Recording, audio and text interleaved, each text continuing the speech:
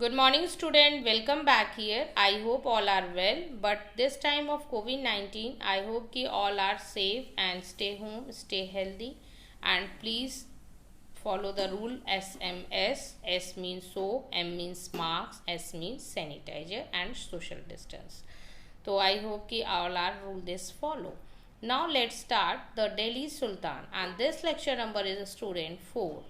Now see. Now student, today topic from garrison town to empire and the expansion of Delhi Sultanate. Firstly student, hinterland. Important terms, hinterland and garrison town. Hinterland the means the land adjacent to a city or port that supply it with goods and services. Firstly student मैं ये बताना चाहूँगी जो कोलकाता ही है जो main port है और मतलब supply through the Kolkata port और इसके बाद सारी जगह सामान जाते थे, गुड्स एंड सर्विसेज सप्लाई होते थे। तो इस तरीके से आपको क्लियर होगा कि हिंटरलैंड क्या होता है, जहाँ पर पोर्ट होता है वहाँ से सारे सप्लाई और गुड्स सर्विसेज हर जगह जाए जाते हैं, जैसा कि मैंने आपको बताया कोलकाता।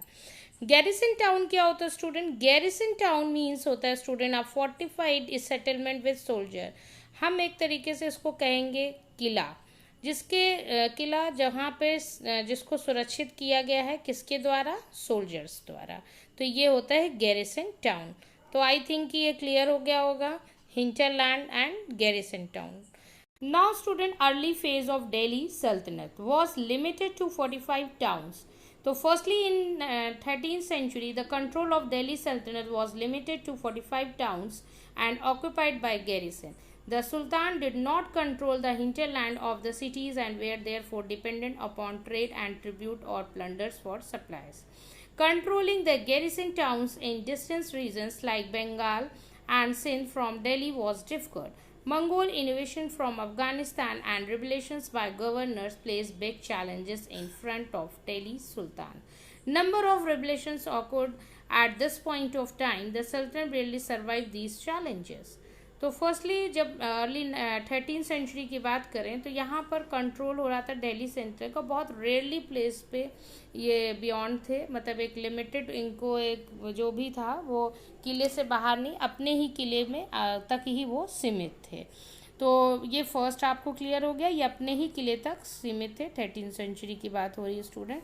और जो सुल्तान से वो कंट्रोल नहीं कर पा रहे थे हिंटरलैंड को, why? Because the dependent upon trade, tribute और प्लंडर्स ऑफ और सप्लाई, क्योंकि उन्हें ईटेबल है, क्लॉथ है, ज्वेलरी एट्सेट्रा उन्हें मिलते थे गिफ्ट के द्वारा या चोरी करते थे या ट्रेड, इसलिए वो हिंटरलैंड को क्या नहीं कर पा रहे थे स्टूडेंट? कंट्रोल नहीं कर पा रहे थे। फिर हमने थर्ड पढ़ा कि कंट्रोलिंग गैरिसन डिस्टेंस रीजन, अगर वो किसी रीजन्स को कंट्रोल भी करते थे और अगर दिल्ली से वो डिस्टेंस बहुत दूर है उस इलाका या उस रीजन्स पे, तो वो बहुत वेरी डिफ़िकल्टी था उनके लिए कंट्रोल करना।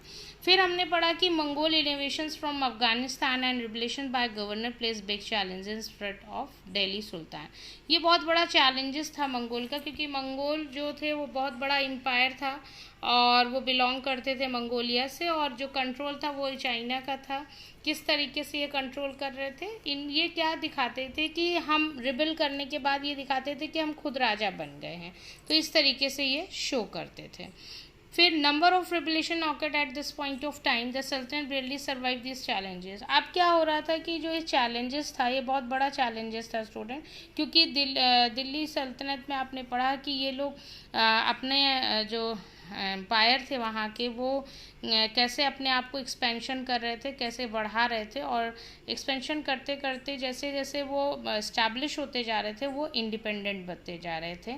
तो इस तरीके से आपने पढ़ा कि कैसे वो इंडिपेंडेंट बने, किस तरीके से उन्होंने एक्सपेंशन किया। गैरिसन टाउन में आपने पढ़ा, हिंटरलैंड के बारे में पढ़ा, कैसे जो एम्पायर्स थे वो कैसे अपने आप को इंक्रीज़ कर रहे थे। और यहाँ पर मैं एक चीज़ और बताना चाहूँगी कि sultan seldom control the hinterland of the cities were therefore dependent upon trade, tribute and plunder for supply.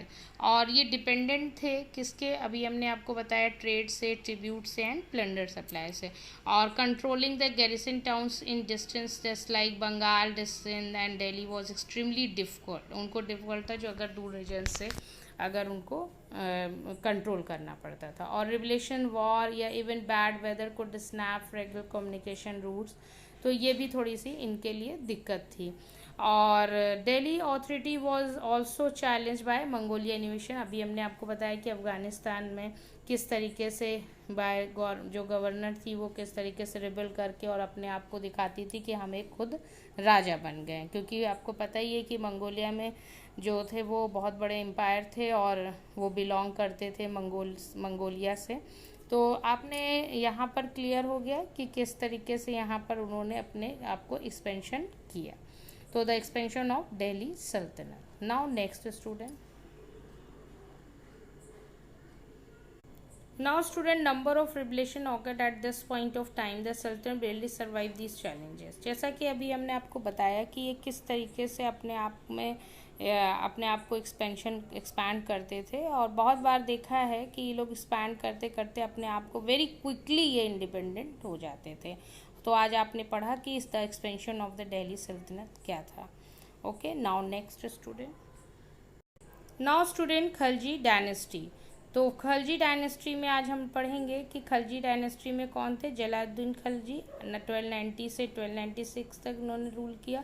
फिर आए अलाउद्दीन खिलजी जिन्होंने 1296 से 1316 तक इन्होंने अपनी वर्क किया। तो यहाँ पर हम बताना चाहेंगे कि किस तरीके से इनकी रूलिंग हुई, क्या हुआ, ये चैलेंजेस आज हम लोग पढ़ेंगे। नाउ स्टूडेंट, खिलजी डायनेस्टी के बाद आफ्टर तुगलक डायनेस्टी डिस्कस करेंगे। और फर्स्ट जो रूलर थे वो गयासुद्दीन तुगलक थे 1320 से 1324, एंड सेकेंड मोहम्मद तुगलक 1324 से 1351, एंड फिरोज शाह तुगलक 1351 से 1388। Now see the map student, Tughlaq dynasty 1320 से 14। How did the expansion of Delhi sultanate take place. तो now see the student, expansion of Delhi sultanate took place during the region of Ghiyasuddin Balban थे, अलादीन खिलजी ने एंड मोहम्मद तुगलक ने। तो now see firstly कि the expansion took place along the internal and external frontier. तो internal frontier and external frontier में हम difference देखेंगे। तो firstly main internal frontier, the first set of campaigns along the internal frontier of the sultanate and main aim of the consolidating the hinterland of the garrison town। इनका main M था कि जो किले के आसपास के जो गुड्स एंड सर्विसेज जहाँ से प्रोवाइड होते थे उनको ये कंट्रोल करते थे। सेकेंड थिंग कि the during these campaigns also start for forest were cleared in the Ganga Yamuna Doab, और इस तरीके से जो जंगल था उसको भी उन्होंने साफ करा रहे थे। बिटवीन द गंगा यमुना के द्वाब के बीच में जो एरिया जंगल था उसको क्लियर करा रहे थे। Hunter gather and pastoralists were expelled from their land, और जो वहाँ पर रहते थे जंगल के आसपास जैसे हंटर गैदर और पेस्ट्रेस और वेयर एक्सपेल्ड कर दिया उनको, और इस तरीके से फ्रॉम देयर लैंड। तो land was brought under the cultivation, और ये लैंड जो है these land were given to pigeon, और जो लैंड थी उसको पिजेंट को दे दिया। किस पर्पस के लिए? एग्रीकल्चर वॉज इंक्रेज हो, और इस तरीके से एग्रीकल्चर वहाँ पर इंक्रीज हो और ज़्यादा अच्छे से ट्रेडिंग हो, ये सारी प्रमोट किया। And new fortresses and towns were establish also. तो एस्टैब्लिश क्या किया इसमें, जो mainly to protect the trade routes. पहले तो आपने देखा कि मेन इनका एम था कि ट्रेड के जो रूट्स को उसको प्रोटेक्ट करना था, और प्रमोट कर रहे थे वो रीजनल ट्रेड्स को। तो पेस्ट्रेस स्टूडेंट क्या होता है, जहाँ पे मैंने बोला हिंटरलैंड एंड पेस्ट्रेस, पेस्ट्रेस जो चारवाए होते हैं उन्हें कहा जाता है, और उनको पूरी तरीके से एक्सपेल्ड कर दिया इन देयर हैबिटेट। फिर second thing external frontier. External frontier में क्या है स्टूडेंट, यहाँ पर मिलिट्री जो एक्सपेंडिशन था वो इनटू साउदर्न इंडियन में भी स्टार्टेड हो गया। मतलब सेकेंड एक्सपेंशन जो हुआ वो occurred along the external frontier of the Sultanat. तो military expedition into a southern Indian में स्टार्ट हुआ। Southern Indian started during the region of Alauddin Khilji ने किया, और उसको और अच्छा और क्लुमिनेटेड किसने किया? मोहम्मद तुगलक ने भी किया। तो अलाउद्दीन खिलजी के साथ साथ दूसरे किलोमीटर कौन थे? जो मोहम्मद तुगलक थे। तो इन देयर कैंपेजन एंड सल्तनत आर्मीज, उन्होंने सल्तनत की जो आर्मीज थी वो कैप्चर कर रहे थे elephant, horses, slaves and carried away precious matter. तो ये यहाँ पर आपने देखा कि किस तरीके से एक्सटर्नल फ्रंटियर में वर्क होता है और किस तरीके से इंटरनल फ्रंटियर। नाउ नेक्स्ट,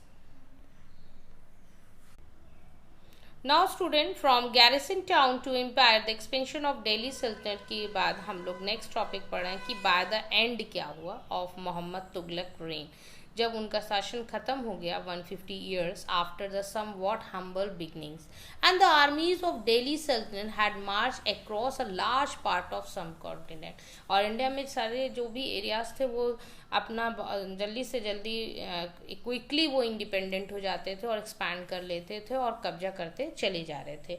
और they had defeated rival the armies and seize and cities, अगर वो उनके कोई भी जो दुश्मन हुआ करते थे उनको हरा कर और उसको भी अपना कब्जा कर लेते थे। और यहाँ पे एक चीज़ और हम बताएंगे कि जो दिल्ली सल्तनत थे वो कलेक्टेड करते थे taxes from peasantry and dispenses justice and its relief. और इस तरीके से वो जब टैक्सेस और ये सारी चीज़ें कलेक्शन करते थे और जल्दी से जल्दी वो अपने आप को एक्सपैंड कर लेते थे और सेल्फ डिपेंड बन जाते थे। और जब बहुत ज़्यादा उनके पास पैसा जाता था तो अपना वो आर्मी और हर चीज़ को कंट्रोल कर लेते थे और इस तरीके से वो कब्जा कर रहे थे। लेकिन but how complete and effective was it control, वो किस तरीके से कब्जा और कंट्रोल हर चीज़ कर रहे थे over such a vast territory, और इस तरीके से उन्होंने तो काफ़ी एरिया को कब्जा किया था। Now let's C student, Delhi सल्तनत का हम लोग देखेंगे मैप। नाउ स्टूडेंट सी कि but how complete and effective was it's control over such a vast territory. आप देखिए पूरा का पूरा इन्होंने कंट्रोल किया दिल्ली सल्तनत ने, और किस तरीके से इन्होंने इस now see student, you can see that in this figure 2 Kuwait al-Islam mosque and minaret built during the last decade of 12th century। 12th century में इसे बनवाया गया था and this was the Congregation Mosque was the first city built by the Delhi Sultans के द्वारा। Okay, now let's see student, I am already discussed कि this was the Congregational Mosque of the first city built by the Delhi Sultan। Delhi Sultans ने इन्हें बनवाया था and described in the chronicles as Delhi Ayakuna, और ये old city में पड़ता था स्टूडेंट दिल्ली आयकुना। और द मॉस्क्यू वॉज इनलार्ज, इसको बढ़ाया गया बाय इल्तुमिश एंड अलादीन की खिलजी द्वारा।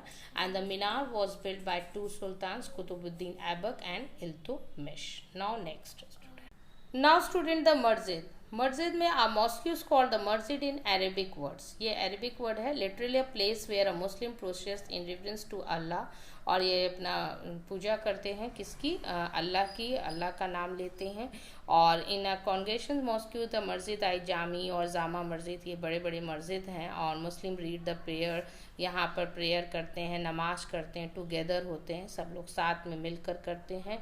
और जो इनके मेंबर्स होते हैं, members of the congregations choose the most respect, उनकी बहुत रिस्पेक्ट करते हैं। लर्न मेल होते हैं, बहुत पढ़े लिखे विद्वान होते हैं, वो मेल एज अ लीडर उनको मानते हैं। वो इमाम होते हैं जो इनको, जैसे हम लोग के यहाँ पंडित एक मंत्र देता है, पूजा पाठ कराते हैं, वैसे ये भी एक इमाम करते हैं फॉर द रिचुअल प्रेयर्स। और he also deliver the sermon the khutba, khutba it means कि जो एक तरीके से उपदेश देते हैं, सरमॉन मीन्स उपदेश देना, during the Friday prayer, Friday की प्रेयर में।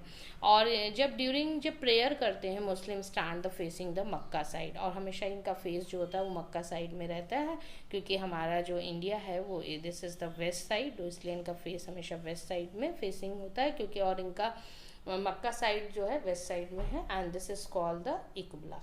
Okay, now let's C